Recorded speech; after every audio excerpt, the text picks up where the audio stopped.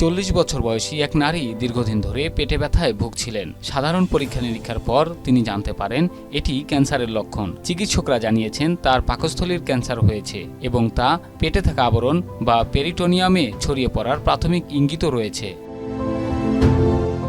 আবুধাবির বুরজিল medical সিটির চিকিৎসকেরা পরীক্ষা নিরীক্ষার পর অত্যাধুনিক চিকিৎসা পদ্ধতি প্রয়োগের সিদ্ধান্ত নেন। 6 ঘণ্টাব্যাপী অপারেশনে প্রথমে রোগীর শরীরে দৃশ্যমান সব ক্যান্সার কোষ অপসারণ করতে সাইটোরিডাকটিভ সার্জারি করা হয়।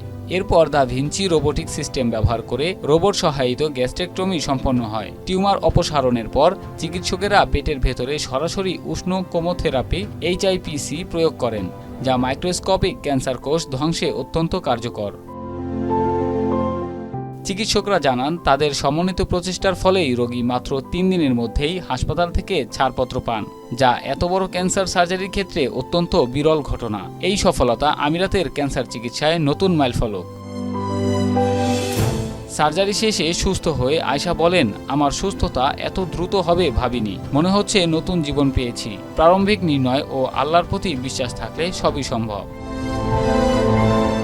নিউজ ডেস্ক, মাই টিভি।